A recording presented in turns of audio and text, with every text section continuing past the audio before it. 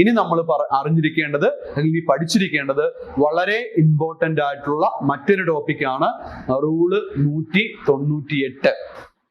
എന്താണ് rule 198? Disciplinary action ആണ്. എന്താണ് ഡിസിപ്ലിനറി ആക്ഷൻ? അച്ചടക്ക നടപടി. വളരെ ഇമ്പോർട്ടന്റ് ആണ് ഈ ഒരു ടോപ്പിക്ക്. നമ്മൾ സംഘത്തിൽ വർക്ക് ചെയ്യുന്നവരായിക്കോട്ടെ അല്ലെങ്കിൽ ഇതിനെക്കുറിച്ച് പഠിക്കുന്നവരായിക്കോട്ടെ, വളരെ ഇമ്പോർട്ടന്റ് ആയിട്ടുള്ള ഒരു ടോപ്പിക്കാണ് അച്ചടക്ക നടപടിയെ സംബന്ധിച്ചത്. റൂൾ 198 ഡിസിപ്ലിനറി ആക്ഷനെ കുറിച്ച് പറയുന്നത്. എന്തൊക്കെയാണ് ആ പ്രൊവിഷൻസ് എന്ന് വളരെ വ്യക്തമായിട്ട് പറയും. അത് മനസ്സിലാക്കിയേക്കുക. ഡൗട്ട് എന്തെങ്കിലും ഉണ്ടെങ്കിൽ ചോദിക്കുക. നോക്കിക്കേ, 198 sub rule 1. Any member of the establishment of a cooperative society may for good and sufficient reason be punished by imposing any of the following penalties. അപ്പൊ നമ്മൾ പറഞ്ഞെന്താ? Any member of the establishment of a cooperative society, ഒരു cooperative സൊസൈറ്റിയിലെ establishment, okay, അതിൽ പ്രവർത്തിക്കുന്ന ഏതൊരു എംപ്ലോയീസിനും for good and sufficient reason, ഉത്തമ വിശ്വാസത്തോടു കൂടി തക്കതായ കാരണത്തോടു കൂടി എന്ത് ചെയ്യാം? ബി പനിഷ്ഡ്, ശിക്ഷാ നടപടികൾ സ്വീകരിക്കാം. Any of the following penalties, താഴെ തന്നിരിക്കുന്ന ഏതെങ്കിലും പെനാൽറ്റീസ് ആയിരിക്കും.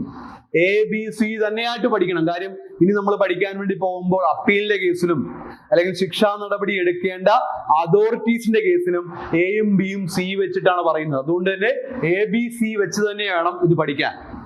അപ്പൊ ഏതൊക്കെയാണ് ഒരു എംപ്ലോയിക്കെതിരെ സ്വീകരിക്കുന്ന ശിക്ഷാ നടപടികൾ എന്ന് നമ്മൾ പറയാൻ വേണ്ടി പോകണം. 1, എ സെൻഷർ. എന്താണ് സെൻഷർ? ശകാരിക്കുക, വഴക്കിടുക. എന്താണ് സെൻഷർ? ഒരു ശിക്ഷാ നടപടിയാണ് കേട്ടോ. എ സെൻഷർ, ശകാരം. B fine. ബി എന്താണ്? ഫൈൻ, പിഴ. ആർക്കാ പിഴ കൊടുക്കുന്നത്? In the case of employees in the last grade. Last grade എംപ്ലോയീസിനാണ് എന്ത് കൊടുക്കുന്നത്? പിഴ ചുമത്തുന്നത്.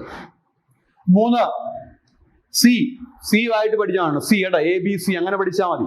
C withholding of increment. എന്താണ്? ഇൻക്രിമെന്റ് തടഞ്ഞു വെക്കുക, ശമ്പള വർധനവ് തടഞ്ഞു വെക്കുക.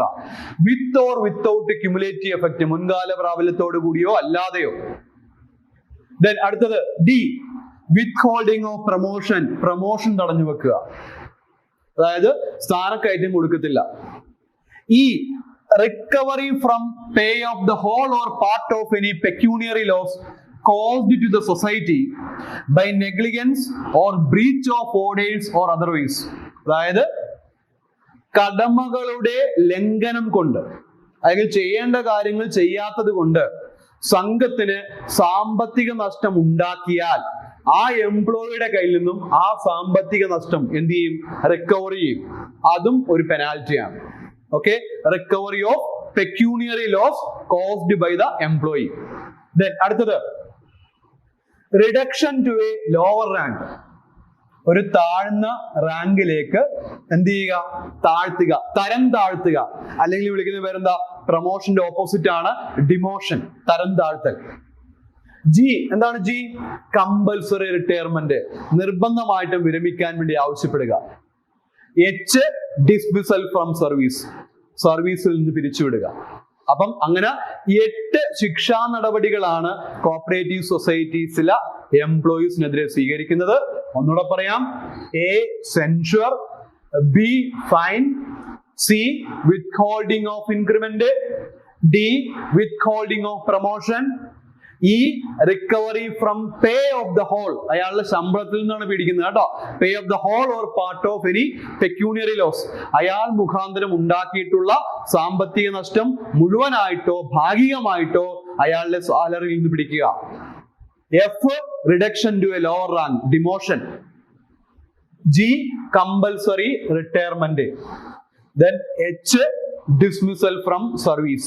അപ്പൊ ഇങ്ങനെ 8 ശിക്ഷാ നടപടിയാണ് കോപ്പറേറ്റീവ് സൊസൈറ്റിയിലെ ഒരു എംപ്ലോയിക്കെതിരെ സ്വീകരിക്കുന്നത്. ദെൻ 2 പറയുന്നുണ്ട്, no kind of punishment shall be awarded to an employee unless he has been informed in writing of the grounds on which it is proposed to take action against. Okay, അതായത് നമ്മൾ മുകളിൽ പറഞ്ഞിരിക്കുന്ന യാതൊരുവിധ ശിക്ഷാ നടപടികളും സ്വീകരിക്കുവാൻ പാടില്ല. എങ്ങനെയാണെങ്കിൽ unless he has been informed, ആർക്കെതിരെയാണോ ശിക്ഷാ നടപടി സ്വീകരിക്കുന്നത് അയാളെ ഇൻഫോം ചെയ്തിരിക്കണം. ഇൻ റൈറ്റിംഗ്, എങ്ങനെ, രേഖാമൂലം അറിയിച്ചിരിക്കണം. On grounds on which proposed to take action against him, അയാൾക്കെതിരെ ഏത് സാഹചര്യത്തിലാണ് ശിക്ഷാ നടപടികൾ സ്വീകരിക്കുന്നതെന്ന് അയാളെ രേഖാമൂലം അറിയിക്കാതെ ശിക്ഷാ നടപടികൾ കൈക്കൊള്ളുവാൻ പാടില്ല. And അതോടൊപ്പം പറയുന്നുണ്ട്, he has been afforded an opportunity include a personal hearing to defend himself. ആ വ്യക്തിക്ക് വ്യക്തിപരമായിട്ട് ഈ ശിക്ഷാ നടപടിയെ കുറിച്ച് എന്തെങ്കിലും ബോധിപ്പിക്കാനുണ്ടെങ്കിൽ അത് കേൾക്കുവാനുള്ള ഒരവസരം കൂടി കൊടുത്തിരിക്കണം. പറയുന്നുണ്ട്, every order awarding punishment shall be communicated to the employee concerned. ശിക്ഷ നൽകുന്നതുമായിട്ട് ബന്ധപ്പെട്ടുള്ള ഉത്തരവ് ആ കൺസേൺഡ് എംപ്ലോയിയുടെ എന്ത് ചെയ്തിരിക്കണം, കമ്മ്യൂണിക്കേറ്റ് ചെയ്തിരിക്കണം, അയാളോട് ഇൻഫോം ചെയ്തിരിക്കണം. In writing stating the grounds on which the punishment have been awarded. Okay, അങ്ങനെ അറിയിക്കുമ്പോൾ അത് രേഖാമൂലമായിരിക്കണം. അതിൽ വ്യക്തമായിട്ട് പറയണം ഏതു സാഹചര്യത്തിലാണ് അയാൾക്കെതിരെ ശിക്ഷാ നടപടി സ്വീകരിച്ചിട്ടുള്ളത്, അതിന്റെ കാരണം എന്താണെന്നുള്ളത് ഉൾപ്പെടെ വ്യക്തമായിട്ട് ആ ഉത്തരവിൽ കാണിച്ചിരിക്കണം, അയാളോട് കമ്മ്യൂണിക്കേറ്റ് ചെയ്യുന്ന ആ ഓർഡറിൽ കാണിച്ചിരിക്കണം. Then 2A യിൽ പറയുന്നുണ്ട്, the committee of a society, important ആണ്, rule 198 2A. The committee of a society shall constitute a disciplinary subcommittee. അതായത് സംഘത്തിന്റെ കമ്മിറ്റി തന്നെ അച്ചടക്ക നടപടികളുമായിട്ട് ബന്ധപ്പെട്ട് ഒരു ഡിസിപ്ലിനറി സബ് കമ്മിറ്റി രൂപീകരിക്കും. എത്ര പേരാണ് അതിനകത്ത് പറയുന്നത്? Consisting of not more than 3 of its members. 3 അംഗങ്ങളിൽ കൂടാൻ പാടില്ല. എവിടെയാണ്? ഡിസിപ്ലിനറി സബ് കമ്മിറ്റിയിലെ. Of whom one shall be designated as chairman. ആ 3 അംഗങ്ങളിൽ കൂടാൻ പാടില്ലെന്ന് പറഞ്ഞു. അതിൽ ഒരാളെ ഡിസിപ്ലിനറി സബ് കമ്മിറ്റിയുടെ ചെയർമാനായിട്ടായിരിക്കും തിരഞ്ഞെടുക്കുന്നത്. ബട്ട് എന്നാൽ the president of the committee of the society, സംഘത്തിന്റെ കമ്മിറ്റിയുടെ president, shall not be a member in the disciplinary subcommittee. Disciplinary sub കമ്മിറ്റിയിലെ അംഗം ആയിരിക്കുന്നതല്ല. ഒരിക്കൽ എക്സാമിന് ചോദിച്ചതാണ്. ഡിസിപ്ലിനറി സബ് കമ്മിറ്റി രൂപീകരിക്കും, 3 പേരിൽ കൂടാൻ പാടില്ല, അതിൽ ഒരാളെ ചെയർമാനായിട്ട് എടുക്കും. എന്നാൽ സംഘത്തിന്റെ മാനേജിംഗ് കമ്മിറ്റിയുടെ പ്രസിഡന്റ് ഡിസിപ്ലിനറി സബ് കമ്മിറ്റിയിൽ അംഗം അല്ല. ഓക്കെ, ആരാണ് അംഗമല്ലാത്തത്? സംഘത്തിന്റെ മാനേജിംഗ് കമ്മിറ്റിയുടെ president. Rule 198 sub rule 2A പ്രകാരം. Then rule 198 sub rule 2B. The disciplinary subcommittee so constituted shall inquire into the charges against the employees either by themselves or by engaging an external agency. അപ്പം ഇത്തരത്തിൽ രൂപീകരിച്ച disciplinary sub committee എന്ത് ചെയ്യും? shall inquire into the charges against the employee. എന്തൊക്കെ കുറ്റമാണോ എംപ്ലോയീസിനെതിരെ charge ചെയ്യപ്പെട്ടിട്ടുള്ളത് അതിനെക്കുറിച്ച് ആരന്വേഷിക്കും? Disciplinary sub committee അന്വേഷണം നടത്തും. എങ്ങനെയാ? എയ്തർ ബൈ ദംസെൽസ്, ഒന്നെങ്കിൽ അവര് തന്നെയോ, or by engaging an external agency, അല്ലെങ്കിൽ പുറമേ നിന്നുള്ള ഒരു ഏജൻസി മുഖാന്തരമോ ആയിരിക്കും ആ എംപ്ലോയിക്കെതിരെയുള്ള ചാർജുകളിനെ കുറിച്ച്, അയാൾക്കെതിരെ ആരോപിക്കപ്പെട്ട കുറ്റങ്ങളെ കുറിച്ച് ഡിസിപ്ലിനറി സബ് കമ്മിറ്റി അന്വേഷിക്കുന്നത്. ഒന്നെങ്കിൽ സ്വമേധയായിരിക്കും, അല്ലെങ്കിൽ ഒരു എക്സ്റ്റേണൽ ഏജൻസിയെ എംപ്ലോയ് ചെയ്തിട്ടായിരിക്കും. ഓക്കെ, ഇത് rule 198 sub rule 3. The authority competent to impose various penalties on different categories of employees. അതായത് നമുക്കറിയാം, ഒരു കോപ്പറേറ്റീവ് സൊസൈറ്റിയില് ഡിഫറെന്റ് കാറ്റഗറീസ് ഓഫ് എംപ്ലോയീസ് ഉണ്ട് അല്ലെ. അതായത് പിയൂൺ ഉണ്ട്, അറ്റൻഡർ ഉണ്ട്, അല്ലെങ്കിൽ പിയൂൺ അല്ലെങ്കിൽ അറ്റൻഡർ ഉണ്ട്, ജൂനിയർ ക്ലർക്ക് ഉണ്ട്, സീനിയർ ക്ലർക്ക് ഉണ്ട്, അസിസ്റ്റന്റ് സെക്രട്ടറി ഉണ്ട്, അല്ലെങ്കിൽ അക്കൗണ്ടന്റ് ഉണ്ട്, അല്ലെങ്കിൽ ചില സ്ഥാപനങ്ങളിൽ സൂപ്പർവൈസർ ഉണ്ടാവും. ഓക്കെ, ദെൻ അതുപോലെ തന്നെ സെക്രട്ടറി, ചീഫ് എക്സിക്യൂട്ടീവ് ഓഫീസർ ഉണ്ട്. അപ്പം ഡിഫറെന്റ് കാറ്റഗറീസ് ഓഫ് എംപ്ലോയീസ് ആണ് ഒരു കോപ്പറേറ്റീവ് സൊസൈറ്റിയിൽ പ്രവർത്തിക്കുന്നത്. അപ്പൊ എല്ലാവർക്കും എതിരെ ശിക്ഷാ നടപടികൾ ഒരേ തരത്തിലുള്ള അതോറിറ്റീസ് അല്ല എടുക്കുന്നത്, അതിനകത്ത് വ്യത്യാസമുണ്ട്. അപ്പൊ ആ വ്യത്യാസം ആർക്കൊക്കെ എതിരെ ഏതൊക്കെ ശിക്ഷാ നടപടി ആരൊക്കെയാണ് എടുക്കുന്നതെന്ന് പറയുന്ന റൂളാണ് ഏത്? Rule 198 sub rule 3. ഓക്കെ, ശ്രദ്ധിച്ചു കേൾക്കണം. അതിലെ റാങ്ക് ഓഫ് ദ എംപ്ലോയി ഇവിടെ പറയുന്നുണ്ട്. Penalties under A to C, അതായത് പെനാൽറ്റി ഇവിടെ രണ്ടായിട്ട് ഡിവൈഡ് ചെയ്യണം. ഒന്ന് A to C, ഏതാണ്? എയിൽ പറയുന്നത് സെൻഷർ, ശകാരമാണ്. ബി ഫൈൻ ആണ്. സിയിൽ പറയുന്നത് എന്താണ്? വിത്ത് ഹോൾഡിംഗ് ഓഫ് ഇൻക്രിമെന്റ് ആണ്. അപ്പൊ അങ്ങനെ A to C വരെയുള്ളതും അതുപോലെ തന്നെ D മുതൽ H വരെയുള്ളതും റിക്കവറി ഫ്രം പേ, അതുപോലെ തന്നെ demotion to a lower rank, അതുപോലെ തന്നെ കമ്പൽസറി റിട്ടയർമെന്റ്, ദെൻ അതുപോലെ തന്നെ ഡിസ്മിസൽ ഫ്രം സർവീസ്, അതായത് അല്പം കൂടി സീരിയസ് ആയിട്ടുള്ള പെനാൽറ്റി, അതാണ് D മുതൽ H വരെ. അപ്പൊ A മുതൽ C വരെയുള്ള ശിക്ഷാ നടപടി ആരാണ് സ്വീകരിക്കുന്നത്? ആർക്കെതിരെ സ്വീകരിക്കുന്നത്? D മുതൽ H വരെയുള്ള ശിക്ഷാ നടപടി ആർക്കെതിരെ ആരാണ് സ്വീകരിക്കുന്നത്? അപ്പൊ അതാണ് ഈ ഒരു ടേബിളിൽ പറയുന്നത്. നോക്കിക്കേ, സെക്രട്ടറി, മാനേജർ, സെക്രട്ടറി അല്ലെങ്കിൽ മാനേജർ അല്ലെങ്കിൽ chief executive officer and all employees holding post higher than that of senior clerk, senior assistant, grade 1 assistant, equivalent other employees with same or identical. അതായത് സീനിയർ ക്ലർക്ക് മുതൽ മുകളിലോട്ടുള്ള post, അങ്ങനെ വിചാരിക്കാം. Holding post higher than that of senior clerk, senior clerk മുതൽ മുകളിലോട്ടുള്ള പോസ്റ്റുകളിലേക്ക് ജോലി ചെയ്യുന്ന ഉദ്യോഗസ്ഥർക്കെതിരെ A മുതൽ C വരെയുള്ള ശിക്ഷാ നടപടി. ഫോർ എക്സാമ്പിൾ, സെക്രട്ടറിയെ ശകാരിക്കുന്നത്, ചീത്ത വിളിക്കുന്നത് ആരായിരിക്കും? പ്രസിഡന്റ് അല്ലെങ്കിൽ ചെയർമാൻ ആയിരിക്കും. ഇനി ഫൈൻ ഇല്ല, ഫൈൻ നമ്മൾ നേരത്തെ പറഞ്ഞു ലാസ്റ്റ് ഗ്രേഡ് എംപ്ലോയീസിനേ ഉള്ളൂ. അതുപോലെ തന്നെ ഈ പറഞ്ഞ പോലെ ഇൻക്രിമെന്റ് തടഞ്ഞു വെക്കുക, with or without cumulative effect. അപ്പൊ അങ്ങനെയുള്ള ശിക്ഷാ നടപടി സ്വീകരിക്കുന്ന ആരായിരിക്കും? Penalties under A to C ആരായിരിക്കും? പ്രസിഡന്റ് അല്ലെങ്കിൽ ചെയർമാൻ ആയിരിക്കും. D to H, അതായത് dismissal from service, compulsory retirement, then reduction to a lower rank, demotion. അപ്പൊ അങ്ങനെയുള്ള D മുതൽ H വരെയുള്ള ശിക്ഷാ നടപടി ആരായിരിക്കും സ്വീകരിക്കുന്നത്? സബ് കമ്മിറ്റി അല്ലെങ്കിൽ എക്സിക്യൂട്ടീവ് കമ്മിറ്റി ആയിരിക്കും. ആരായിരിക്കും? സബ് കമ്മിറ്റി അല്ലെങ്കിൽ എക്സിക്യൂട്ടീവ് കമ്മിറ്റി ആയിരിക്കും. ആർക്കെതിരെയാണ്? സീനിയർ ക്ലർക്ക് മുതൽ മുകളിലോട്ടുള്ള പോസ്റ്റുകളിലേക്കുള്ള എംപ്ലോയീസിനെതിരെ.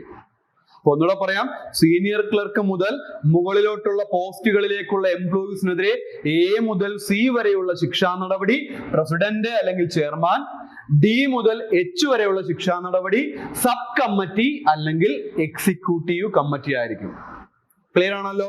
ദെൻ അടുത്ത് പറയുന്നുണ്ട് ഓൾ അതർ എംപ്ലോയീസ്, അതായത് സീനിയർ ക്ലർക്ക് എന്ന് പറയുന്ന ആ പോസ്റ്റിന് താഴെ വരുന്ന എല്ലാ എംപ്ലോയീസിനെതിരെയും A മുതൽ C വരെ, അതായത് ഒരു ജൂനിയർ ക്ലർക്കിനെ ശകാരിക്കുന്നത് ആരായിരിക്കും? സെക്രട്ടറി അല്ലെങ്കിൽ മാനേജർ അല്ലെങ്കിൽ ചീഫ് എക്സിക്യൂട്ടീവ് ഓഫീസർ ആയിരിക്കും. ശകാരിക്കുന്നത് പോലെയുള്ള, അതായത് A മുതൽ C വരെ പറയുന്ന ശിക്ഷാ നടപടി സ്വീകരിക്കുന്നത് സെക്രട്ടറി അല്ലെങ്കിൽ manager or other chief executive officer ആയിരിക്കും. D മുതൽ H വരെയോ? D മുതൽ H വരെയുള്ള സ്വീകരിക്കുന്ന ആരായിരിക്കും? പ്രസിഡന്റ് ആയിരിക്കും അല്ലെങ്കിൽ ചെയർമാൻ ആയിരിക്കും.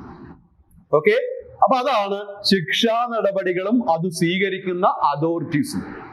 ആർക്കെതിരെ ആരൊക്കെയാണ് ഏതൊക്കെ ശിക്ഷാ നടപടികളാണ് സ്വീകരിക്കുന്നത് എന്ന് പറയുന്ന സെക്ഷനാണ് ഏത്? Rule 198 sub rule 3. അതിനകത്ത് നോക്കിക്കേ, A എന്ന് പറയുന്ന അതൊന്ന് A മുതൽ C വരെ അറിയണം. A സെൻഷർ ആണ്, B ഫൈൻ ആണ്, C withholding of increment ആണ്. അതാണ് A മുതൽ C വരെ. D withholding of promotion ആണ്. E recovery from pay of the whole. F reduction to a lower rank ആണ്. ദെൻ കമ്പൽസറി റിട്ടയർമെന്റ് ആണ്. H dismissal from service ആണ്. അപ്പൊ D മുതൽ H വരെ പ്രൊമോഷൻ തടഞ്ഞു വെക്കുക, പണം തിരിച്ചു പിടിക്കുക, ലോവർ റാങ്കിലേക്ക് ഡിമോട്ട് ചെയ്യുക, compulsory retirement, dismissal from service, അതാണ് D മുതൽ H വരെ. ഓക്കെ, അപ്പൊ ഒന്നുകൂടെ ജസ്റ്റ് ഒന്ന് നോക്കിക്കേ, A മുതൽ C വരെയുള്ള ശിക്ഷാ നടപടി secretary, manager, chief executive officer, senior clerk മുതൽ മുകളിലോട്ട് ആരാണ്? A മുതൽ C വരെയാണെങ്കിൽ പ്രസിഡന്റ് അല്ലെങ്കിൽ ചെയർമാൻ ആണ്. D മുതൽ H വരെയാണെങ്കിൽ സബ് കമ്മിറ്റി അല്ലെങ്കിൽ എക്സിക്യൂട്ടീവ് കമ്മിറ്റി ആണ്. അപ്പൊ സിമ്പിൾ ആയിട്ട് ഒരു എക്സാമ്പിൾ പറഞ്ഞാൽ, ഒരു സംഘത്തിന്റെ സെക്രട്ടറിക്കെതിരെ സെൻഷർ, ശകാരം ആരാ നടത്തുന്നത്? പ്രസിഡന്റ് അല്ലെങ്കിൽ ചെയർമാൻ ആയിരിക്കും. ഒരു സംഘത്തിന്റെ സെക്രട്ടറിയുടെ പ്രൊമോഷൻ തടഞ്ഞു വെക്കുക, അല്ലെങ്കിൽ ഈ പറഞ്ഞ പോലെ ശമ്പളത്തിൽ നിന്ന് തുക തിരിച്ചു പിടിക്കുക, ലോവർ റാങ്കിലേക്ക് ഡിമോട്ട് ചെയ്യുക, കമ്പൽസറി റിട്ടയർമെന്റ് എടുക്കാൻ വേണ്ടി പറയുക, ഡിസ്മിസൽ ഫ്രം സർവീസ് പറയുക, ഇതാരായിരിക്കും? സബ് കമ്മിറ്റി അല്ലെങ്കിൽ എക്സിക്യൂട്ടീവ് കമ്മിറ്റി ആയിരിക്കും. ഇനി ഓൾ അതർ എംപ്ലോയീസ്, സീനിയർ ക്ലർക്കിന് താഴെ വരുന്ന എല്ലാ എംപ്ലോയീസിനെതിരെ A മുതൽ C വരെയുള്ള ശിക്ഷാ നടപടി ആർക്ക് സ്വീകരിക്കാം? സെക്രട്ടറി അല്ലെങ്കിൽ മാനേജർ അല്ലെങ്കിൽ ചീഫ് എക്സിക്യൂട്ടീവ് ഓഫീസർക്ക് എടുക്കാം. D മുതൽ H വരെയാണെങ്കിലോ പ്രസിഡന്റ് ആയിരിക്കും എടുക്കുന്നത്. ഓക്കെ, അതാണ് ഇവിടെ പറയുന്നത് റൂള് 198 സബ് റൂള് 3. അടുത്തത് rule 198 sub rule 4. An appeal shall lie against every order imposing a penalty to the competent appellate authority shown in the table below. ഒരു ശിക്ഷാ നടപടി സ്വീകരിച്ചാൽ അതിന്മേൽ എന്ത് കൊടുക്കാം? അപ്പീൽ കൊടുക്കാം. എന്താണ്? ഒരു ശിക്ഷാ നടപടി സ്വീകരിച്ചാൽ അതിന്മേൽ എന്ത് കൊടുക്കാം? അപ്പീൽ കൊടുക്കാം. ഒന്നുകൂടെ പുനഃപരിശോധിക്കണം ശിക്ഷ എന്ന് കാണിച്ചുകൊണ്ട് അപ്പീൽ കൊടുക്കാം.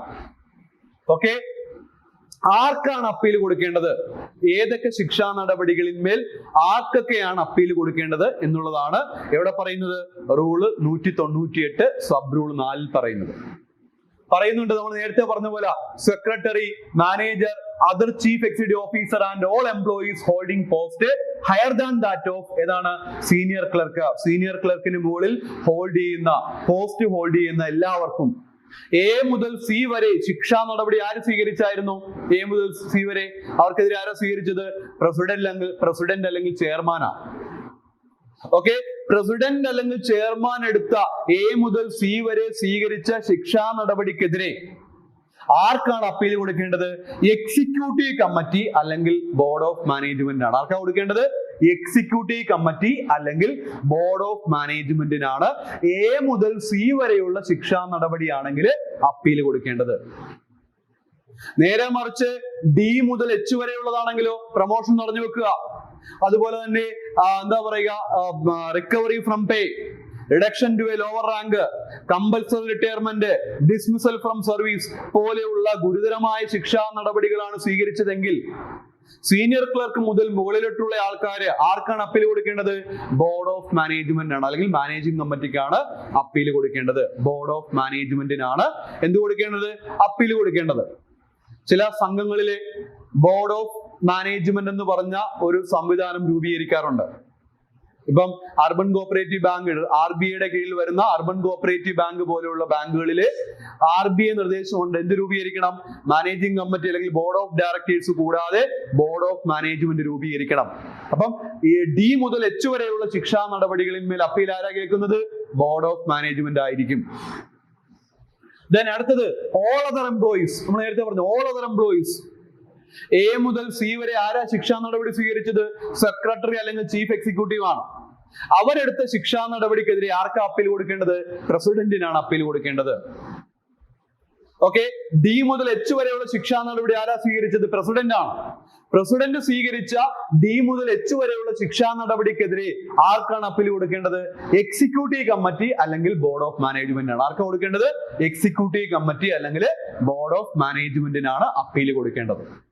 ഓക്കെ, അപ്പൊ ഇത് സിമ്പിൾ കാര്യമുള്ളൂ. ഒന്ന് അതിന്റെ ലോജിക് എന്താണെന്ന് പിടികിട്ടിയാൽ ആർക്കാണ് അപ്പീൽ കൊടുക്കേണ്ടത്, ആരാണ് ശിക്ഷാ നടപടി സ്വീകരിക്കേണ്ടത് എന്ന് വ്യക്തമായിട്ട് നമുക്ക് മനസ്സിലാകും. ഈ റാങ്ക് ഓഫ് എംപ്ലോയീസ് നമ്മളൊന്ന് മനസ്സിലാക്കി വെച്ചേക്കണം. സീനിയർ ക്ലർക്ക് മുതൽ മുകളിലോട്ടും ഓൾ അതർ എംപ്ലോയീസ്, 2 കാറ്റഗറിയാണ് പറയുന്നത്.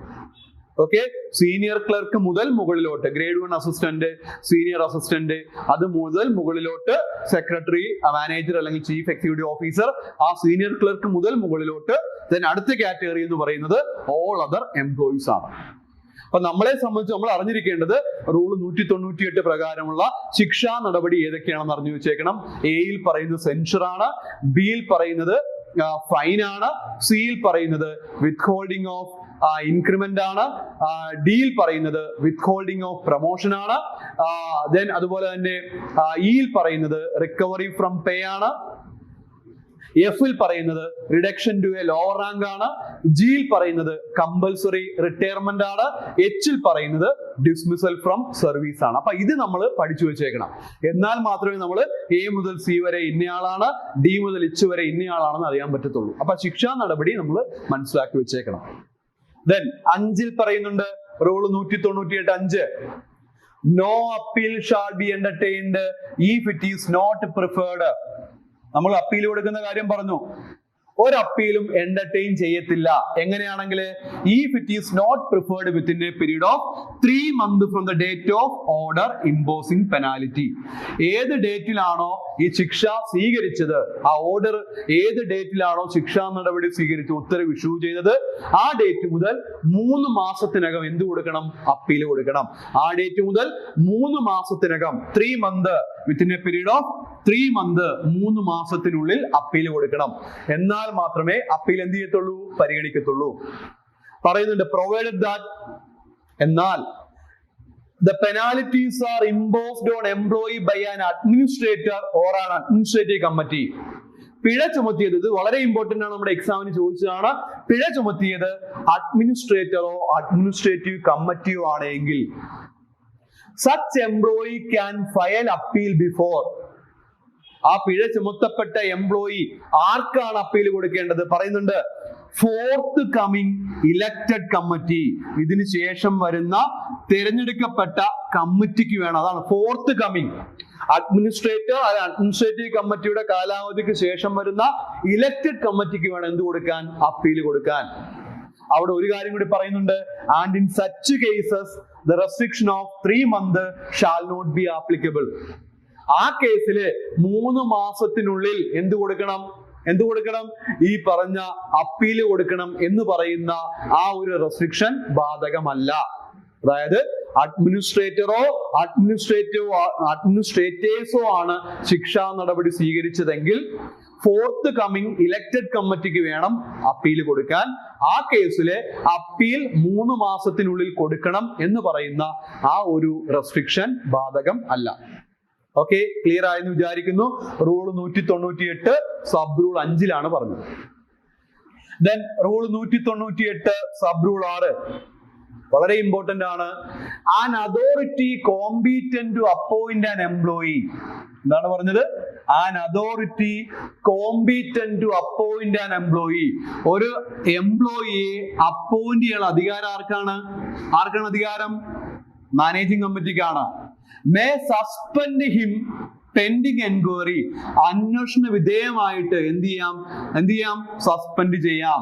Into serious charges against such employee. അയാൾക്കെതിരെ ചാർജ് ചെയ്യപ്പെട്ടതിനെ കുറിച്ച് അന്വേഷണം നടത്തിയിട്ട് നടത്തുന്ന കാലയളവ് എന്ത് ചെയ്യാം? സസ്പെൻഡ് ചെയ്യാന്നാണ് നമ്മൾ പൊതുവെ പറയുന്നത്. അങ്ങനെയല്ലേ? അന്വേഷണ വിധേയമായി സസ്പെൻഡ് ചെയ്യുമെന്ന് പറയുന്നത്. ഓക്കെ, അപ്പൊ സസ്പെൻഷൻ എന്ന് പറയുന്നത് ഒരിക്കലും ഒരു ഡിസിപ്ലിനറി ആക്ഷൻ അല്ല, അച്ചടക്ക നടപടിയല്ല. ഈ അന്വേഷണത്തിന് ശേഷമാണ് യഥാർത്ഥത്തിലുള്ള ഡിസിപ്ലിനറി ആക്ഷൻ വരുന്നത്. ഓക്കെ, സസ്പെൻഷൻ എന്ന് പറയുന്നത് മാറ്റി നിർത്തൽ മാത്രമാണ്. അയാൾ അന്വേഷണത്തെ സ്വാധീനിക്കാനുള്ള സാധ്യത ഉണ്ട് എന്ന് കരുതി അയാളെ തൽക്കാലത്തേക്ക് മാറ്റി നിർത്തുന്ന ഒരു നടപടിയാണ് ഇത് സസ്പെൻഷൻ. ഓക്കെ, അപ്പം എന്താണ് പറഞ്ഞത്? ഏതൊരു അതോറിറ്റി ആണോ എംപ്ലോയി അപ്പോയിന്റ് ചെയ്യുന്നത് അയാൾക്ക് എന്ത് ചെയ്യാം? പെൻഡിങ് എൻക്വയറി, അന്വേഷണ വിധേയമായിട്ട് എന്ത് ചെയ്യാം? സസ്പെൻഡ് ചെയ്യാം എംപ്ലോയിയെ. പറയുന്നുണ്ട്, ശ്രദ്ധിക്കണം.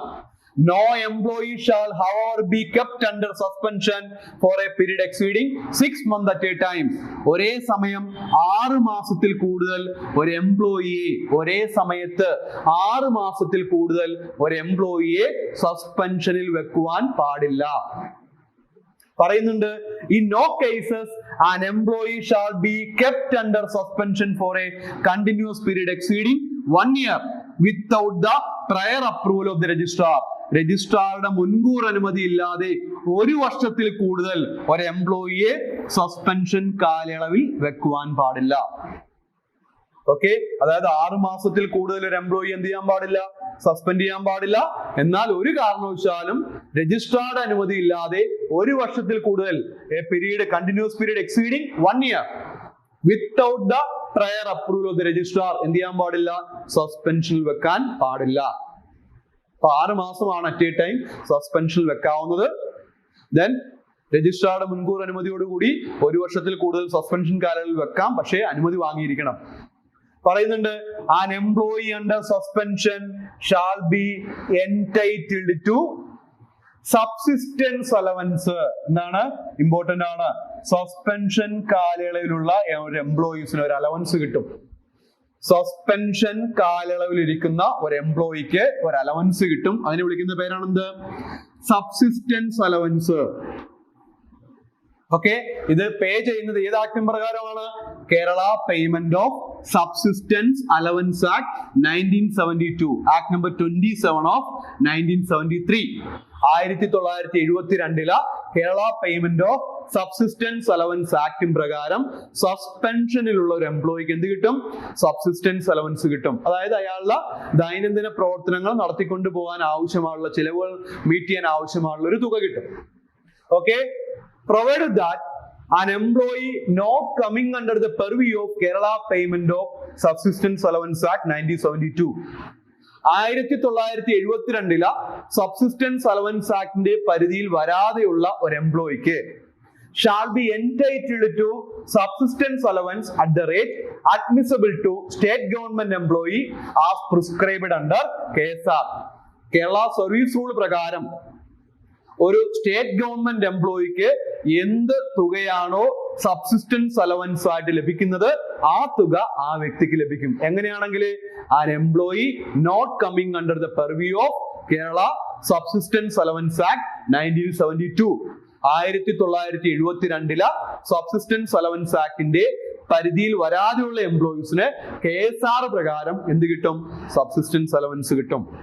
ഓക്കെ, പറയുന്നുണ്ട് 198 in the event of any tendency of disciplinary proceedings against any employee of a cooperative society or any cooperative institution pursuant to any charge of grave misconduct, irregularity, corruption or other charges involving moral turpitude, no retirement benefit shall be sanctioned to such employee or retired employee, and in case of sanctioning of any retirement benefits to any such employee or retired employee, the name and designation of the sanctioning authority together with the reason for such sanctioning shall be recorded by the sanctioning authority by himself, and such authority shall be held responsible for any loss to the society owing to such sanctioning of retirement benefit if found that such sanctioning was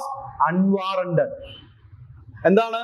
ഒരു disciplinary action pending ആയിട്ട് നിൽക്കുന്ന ഒരു employee, okay, അതായത് ഒരു അച്ചടക്ക നടപടിയിൽ മേൽ ഇതുവരെ ഒരു ഫൈനൽ തീരുമാനമായിട്ടില്ല എങ്കിൽ, അതുപോലെ തന്നെ against any employee of a cooperative society അല്ലെങ്കിൽ കോപ്പറേറ്റീവ് ഇൻസ്റ്റിറ്റ്യൂഷനിലെയോ എംപ്ലോയിക്കെതിരെ മിസ്കണ്ടക്റ്റോ ക്രമക്കേട് ഇറഗുലാരിറ്റിയോ കറപ്ഷൻ അഴിമതി അല്ലെങ്കിൽ അതർ ചാർജസ് ഇൻവോൾവിംഗ് മോറൽ ടർപ്പിഡ് ധാർമ്മികതയ്ക്ക് എതിരായിട്ടുള്ള മറ്റ് ചാർജുകൾ ആ എംപ്ലോയിക്കെതിരെ ഉണ്ടെങ്കിൽ ഒരു കാരണവശാലും ആ എംപ്ലോയിക്ക് എന്ത് കൊടുക്കാൻ പാടില്ല?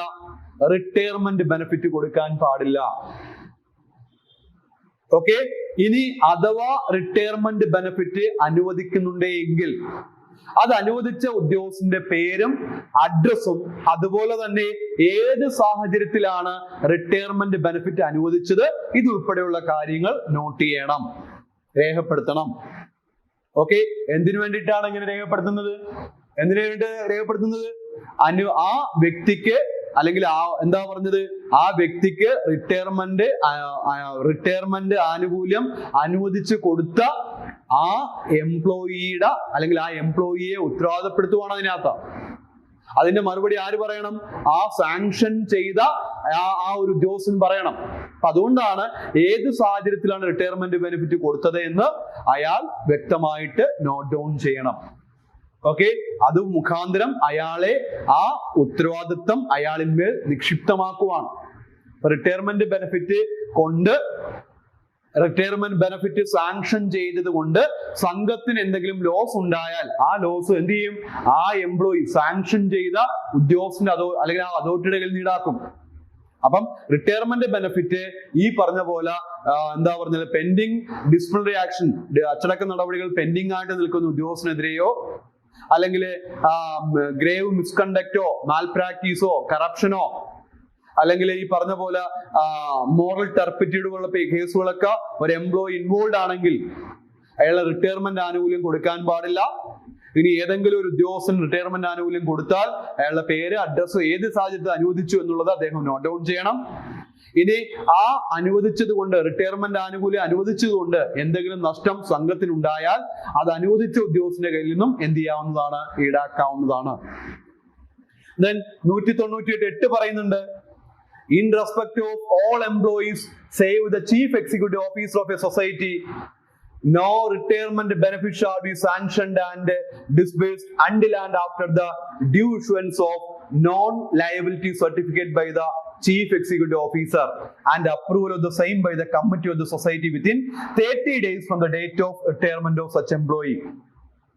ഒരു എംപ്ലോയി റിട്ടയർ ചെയ്തു, എന്നാണോ റിട്ടയർ ചെയ്തത് ആ ഡേറ്റ് മുതൽ 30 ദിവസത്തിനകം ആ സംഘത്തിന്റെ ചീഫ് എക്സിക്യൂട്ടീവ് ആ റിട്ടയർ ചെയ്ത എംപ്ലോയിക്ക് ഒരു സർട്ടിഫിക്കറ്റ് കൊടുക്കണം. ആ സർട്ടിഫിക്കറ്റിനെ വിളിക്കുന്ന പേര് നോൺ ലയബിലിറ്റി സർട്ടിഫിക്കറ്റ് എന്നാണ്. എന്താണ് നോൺ ലയബിലിറ്റി സർട്ടിഫിക്കറ്റ്? ബാധ്യതയൊന്നും ഇല്ല എന്നുള്ള സർട്ടിഫിക്കറ്റ് ആര് കൊടുക്കും? ചീഫ് എക്സിക്യൂട്ടീവ് കൊടുക്കും. ആര് അപ്രൂവ് ചെയ്യണം? Approval of the same by the committee. Committee എന്ത് ചെയ്യണം? അംഗീകരിക്കണം. ഓക്കെ, എന്നിട്ട് വേണം എന്ത് കൊടുക്കാൻ? റിട്ടയർമെന്റ് ബെനിഫിറ്റ് കൊടുക്കാൻ. അത് കിട്ടാതെ റിട്ടയർമെന്റ് ബെനിഫിറ്റ് കൊടുക്കാൻ പാടില്ല. ഇനി ചീഫ് എക്സിക്യൂട്ടീവ് ഓഫീസർ ആണ് റിട്ടയർ ചെയ്യുന്നതെങ്കിലോ, in the event of the retirement of chief executive officer the non liability certificate shall be issued by the committee of the society. അത് important ആണ്.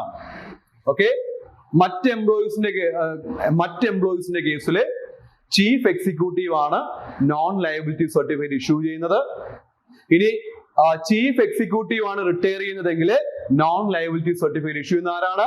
കമ്മിറ്റിയാണ്. For any loss to the society due to the non adherence of the foregoing procedure, the chief executive officer along with the committee of the society shall be held responsible collectively and severally in respect of issuance of non-liability certificate to any employee other than the chief executive officer. Chief executive officer ഒഴികെയുള്ള എംപ്ലോയീസിന് non liability certificate issue ചെയ്യുന്നതുമായിട്ട് ബന്ധപ്പെട്ട് സംഘത്തിന് നഷ്ടമുണ്ടായാൽ ആ നഷ്ടം ആര് വഹിക്കണം? Chief executive ഓഫീസർക്കും അതുപോലെ തന്നെ സംഘത്തിന്റെ കമ്മിറ്റിക്കും കൂട്ടുത്തരവാദിത്വവും ദെൻ ഇൻഡിവിജ്വൽ ഉത്തരവാദിത്വം ഉണ്ടായിരിക്കും. അതുപോലെ തന്നെ പറയുന്നുണ്ട്, then shall be held collectively and severally responsible for the issuance of non-liability certificate to the chief executive officer. Okay, ഇനി ചീഫ് എക്സിക്യൂട്ടീവ് ഓഫീസർക്കാണ് ഇഷ്യൂ ചെയ്യുന്നതെങ്കിൽ ആർക്കായിരിക്കും? To any employee other than chief executive officer and the members of the കമ്മിറ്റിക്കായിരിക്കും. എന്നൂടെ പറയാം, non liability certificate issue ചെയ്യുന്നതുമായിട്ട് ബന്ധപ്പെട്ട് സംഘത്തിന് നഷ്ടമുണ്ടായാൽ അതിന്റെ ഉത്തരവാദിത്വം എന്ന് പറയുന്നത് ചീഫ് എക്സിക്യൂട്ടീവ് ഓഫീസർക്കും ദെൻ അതുപോലെ തന്നെ കമ്മിറ്റിക്കുമായിരിക്കും. ഇനി ചീഫ് എക്സിക്യൂട്ടീവ് ഓഫീസറിന് നോൺ ലയബിലിറ്റി സർട്ടിഫിക്കറ്റ് ഇഷ്യൂ ചെയ്യുന്നതുമായിട്ട് ബന്ധപ്പെട്ട ഉത്തരവാദിത്വം ആർക്കായിരിക്കും? സംഘത്തിലെ മാനേജിംഗ് കമ്മിറ്റി മെമ്പേഴ്സിനായിരിക്കും. കാര്യം എന്തുകൊണ്ടാ? കാര്യം എന്ന് പറയുന്നത് ചീഫ് എക്സിക്യൂട്ടീവ് ഓഫീസർക്ക് നോൺ ലയബിലിറ്റി സർട്ടിഫിക്കറ്റ് ഇഷ്യൂ ചെയ്തത് കമ്മിറ്റിയാണ്. അതുകൊണ്ട് തന്നെ എല്ലാ മെമ്പേഴ്സും ഉത്തരവാദിത്വം പറയണം. ദെൻ നേരത്തെ പറഞ്ഞ പോലെ അതർ എംപ്ലോയീസിന്റെ കേസിലെ നോൺ ലയബിലിറ്റി സർട്ടിഫിക്കറ്റ് ഇഷ്യൂ ചെയ്ത ആരാണ്? ചീഫ് എക്സിക്യൂട്ടീവ് ഓഫീസർ ആണ് ഇഷ്യൂ ചെയ്തത്, but it is approved by the committee. അതുകൊണ്ടാണ് ചീഫ് എക്സിക്യൂട്ടീവ് ഓഫീസർ ഇൻഡിവിജ്വൽ ആയിട്ടും അതുപോലെ തന്നെ കമ്മിറ്റി കളക്റ്റീവ് ആയിട്ടും അതിന് ഉത്തരവാദി ആയിരിക്കും എന്ന് പറയുന്നത്. ഓക്കെ, ദെൻ ഇത്രയും കാര്യങ്ങളാണ് റൂള് 198 അച്ചടക്ക നടപടികളുമായിട്ട് ബന്ധപ്പെട്ട് പറയുന്നത്.